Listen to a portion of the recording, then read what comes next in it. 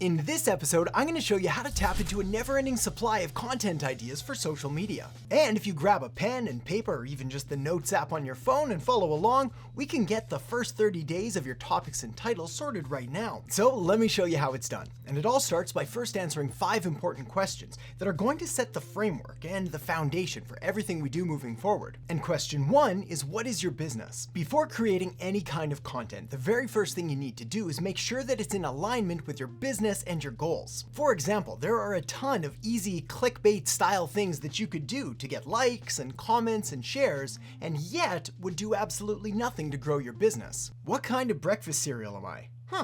Let's find out. So get this part wrong and it really doesn't matter what you do next because nothing's gonna work. Oreo O's. But get it right and you can be sure that all of the time and money and energy that you're putting into your content is going to actually deliver results. So once you're sure that the content you're going to be creating is at least somewhat related to your business, the next thing that you want to answer is, who are you trying to reach? The single biggest mistake people make with their marketing, aside from not doing it at all, is trying to go after too many people at the same time. This forces them to water down their message and make it bland and boring and completely forgettable. The alternative is to be specific and get laser focused on who you're trying to reach by identifying their demographic details like age and gender and income and occupation, their geographic details like what city or state or province or country they live in, and their psychographic details like what are their values and their attitudes and their lifestyles. But I'll talk more about that in just a minute. Next, you need to ask question 3. Where are they present and active online? Another big mistake people often make in marketing is trying to do everything and trying to be everywhere, spreading yourself way too thin, and instead of getting good results on one platform, you end up getting no results on lots of platforms. As the old saying by Confucius goes, the man who chases 2 rabbits catches neither. So the solution or antidote to this problem is just chasing 1 rabbit at a time. And by rabbit, I mean platform. Basically finding out where your best customers and best clients and best and most engaged parts of your audience are spending their time online, and then going there, ignoring everything else, at least for now. Okay, so now that we've got that important stuff covered, and it is important, well, now we can dive into the meat and potatoes of this whole thing and start tapping into an unlimited supply of new ideas and titles and topics for you to create content on. So I'll walk you through some of my very best resources next, but first, a real quick message from this video's sponsor, Metricool. Over the years, I've had the chance to work with a lot of different companies and software, but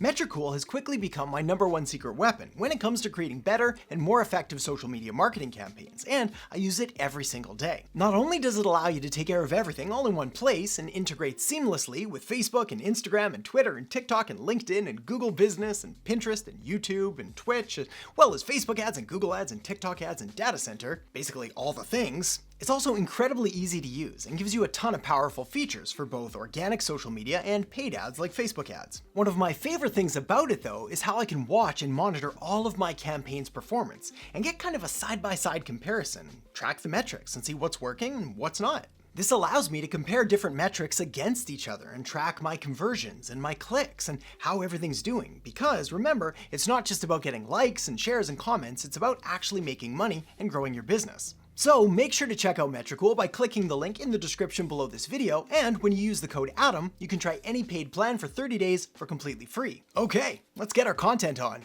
Do people say that? I mean, I know I just said it, but do normal people say that? Anyway, the secret to creating good content is actually pretty simple. All good content is content that your audience finds valuable.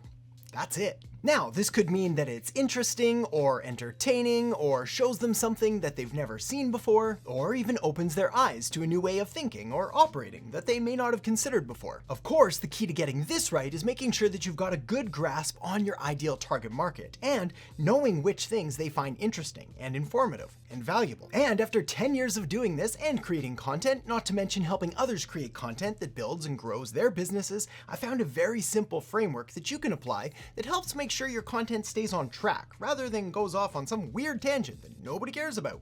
And the secret to that is a little something I'd like to share with you now called miracles and miseries. Miracles are all about your customers and your audience's wants and needs and goals and dreams and desires and all the things that they're trying to achieve that your content should ideally help them get one step closer to. Their miseries, on the other hand, are all of their pains and problems and fears and all of the things they're trying to get away from that your content can help solve for them, or at least help them avoid. Content created with the miracles and miseries framework in mind is content that resonates on a deeper level with your audience, it builds a connection, and it helps them feel understood. And the following are 12 of the best places I've found to help tap into your audience's miracles and miseries. The first is Amazon. Simply head over to Amazon, type in your main keyword, hit search, and then take a look at all of the books and all of the titles, as well as all the descriptions and the comments that people have left on these books, and it's a literal goldmine of different content ideas, some questions that have already been answered and some that have yet to be answered. Next is a place called Answer the Public. Answer the Public listens into autocomplete data from search engines like Google, and then comes up with pretty much every conceivable combination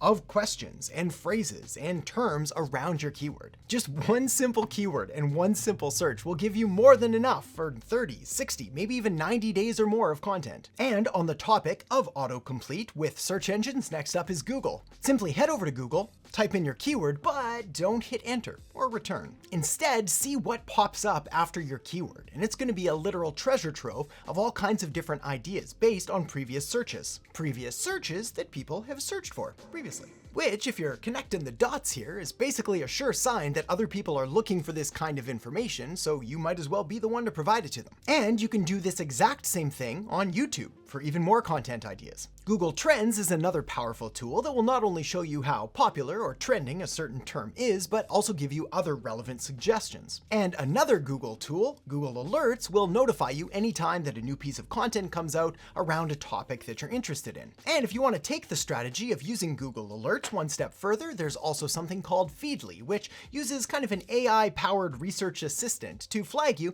anytime new content comes on the scene. Read Something Great is an amazing resource anytime that you're completely out of ideas and just need some kind of inspiration from anywhere. And so is Quora and Reddit and Facebook groups or any other online forum where your audience hangs out and chats. You can also get highly specific and incredibly relevant content ideas just by looking through old emails and seeing what kind of questions regularly came in from your customers, from your clients, or from your audience. Odds are good if someone is asking, many more people want to know that just haven't sent you an email. Then once you have your list and you're creating your content, well, there's still one other incredibly important piece of information that you need to include with every single piece of content you create, and that is telling them what to do next. A piece of content without a call to action at the end is kind of like getting someone all excited for a delicious piece of cake, but then never giving them a slice. Oh, you want this cake? Yeah, it is pretty good. Too bad you can't have it. It's a tease and a disappointment, and it's robbing you and your audience of an opportunity to connect. This is why at the end of every single piece of content you create, you need to tell them exactly what to do next. It could be to click, or to call, or to read, or to watch something else, or simply to think about all the information you've just presented.